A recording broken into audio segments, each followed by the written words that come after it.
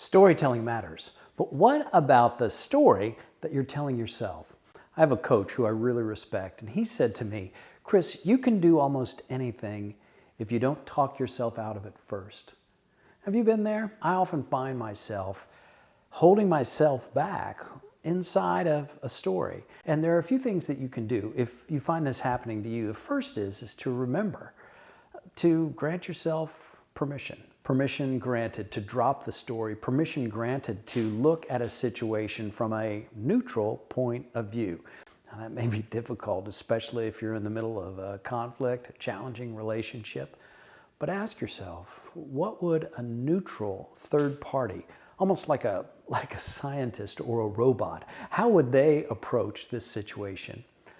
The reason I say neutral is because if you want to accelerate your results, it's kind of a paradox, but things get faster when you start from neutral.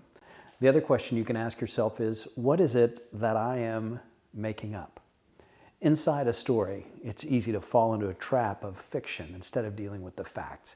And when it comes to that fiction, our brains are very, very good at creating stories and forcing us to believe those stories as if they were true, as if they were facts, as if we were somehow imprisoned. But the walls of the prison, they're not made of concrete, they're made of thought. And you know as well as I do that thoughts can change.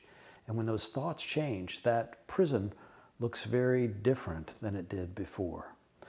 As the saying goes, it's never tougher than it is in your mind.